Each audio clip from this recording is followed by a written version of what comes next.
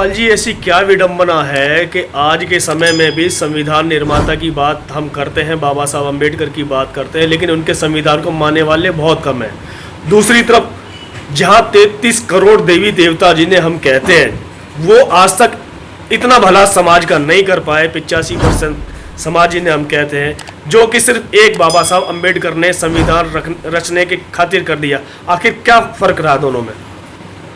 इस देश में हजार नहीं 33 करोड़ देवी देवता पैदा हुए, लेकिन किसी भी देवी देवता ने और किसी भी भगवान ने ना तो हमारी दुख और तकलीफ सुनने का काम किया, ना उस पर प्रयास किया।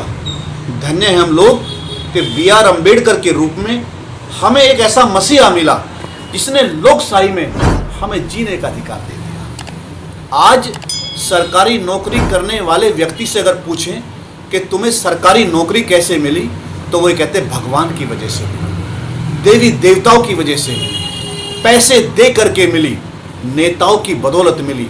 हम उनसे पूछना चाहते हैं कि 2-4 पीढ़ी पीछे पता लगाओ, उस समय भी 33 करोड़ देवी देवता जिंदा थे, तुम्हारे बाप दादा को नौकरी क्यों नहीं मिली? अगर इस देश में डॉक्टर बाबा साहब अम्बेडकर पैदा ना होते तो प्रत्येक जाति धर्म के लोगों सरकारी नौकरी करने का हक नहीं मिलता। बाबा साहब अम्बेडकर ने सार्वजनिक स्थल, रेलवे स्टेशन, मंदिर, मस्जिद, तालाब, इनमें प्रवेश करने का अधिकार दिया। अगर मैं पूरी जिंदगी भी बखान करूं कि डॉक्टर बाबा साहब अम्बेडकर ने हमें क्या दिया, तो साथियों बहुत कम होगा। लेकिन इस देश में 5 विद्वान पुरुष और पैदा हुए, 6वें नंबर के विद्वान पुरुष डॉक्टर बाबा साहब अम्बेडकर पैदा हुए। ये देश जब आजाद हुआ था, इस देश में ऐसा कोई विद्वान पुरुष पैदा नहीं हुआ था जो इस देश की लोकतंत्र की व्यवस्था को सांचे में ढाल सके। केवल एक ही विद्वान पुरुष हुए थे, वो थे डॉक्टर बाबा साहब अम्बेडकर, जिन्होंने इस देश का संविधान लिखा और ऐसा दस्तावेज लिखा, ऐसा संविधान लिखा कि विश्व का कोई भी संविधान भारत के संविधान का मुकाबला नहीं कर रहा है। सबसे अलगदा, सबसे पवित्र, सबसे अनुकूल, इस देश का धर्मनिरपेक्ष आधारित पर संविधान लिखा गया। संविधान के मुताबिक हमें 3 मौलिक अधिकार मिले। नंबर 1, 1 मैन 1 वोट, एक आदमी की एक ही वैल्यू होगी।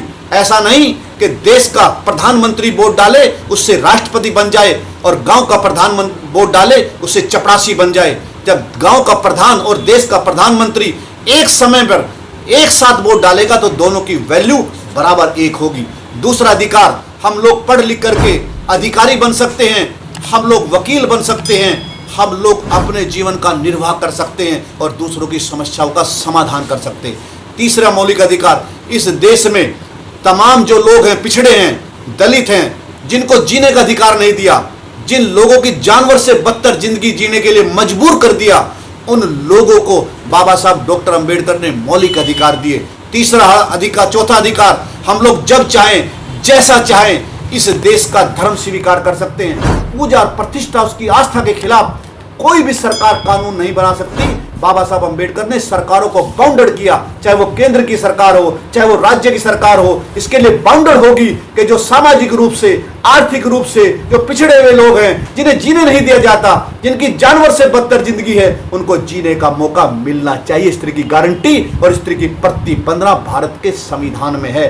33 करोड़ देवी देवता और 7-8 करोड़ जो स्वामी बने हुए हैं, 40 करोड़ देवी देवता हमारे ऊपर लादे हुए हैं और 132 करोड़ की आबादी वाले भारत में 132 में 32 करोड़ मुस्लिम समाज के लोग रहते हैं, मुस्लिम समुदाय रहता है, जिनका अल्लाह या भगवान अलग है। अरे 100 करोड़ लोग बचे और 40 करोड़ भगवान हैं। एक भगवान के हिस्से में 2.5 आदमी आता है, आज तक बराबर नहीं कर पाए। लेकिन सबसे बड़ा भगवान अगर इस देश में है कोई, तो डॉक्टर बाबा साहब अम्बेडकर हैं, जिन्होंने हमें जीने का अधिकार दिया।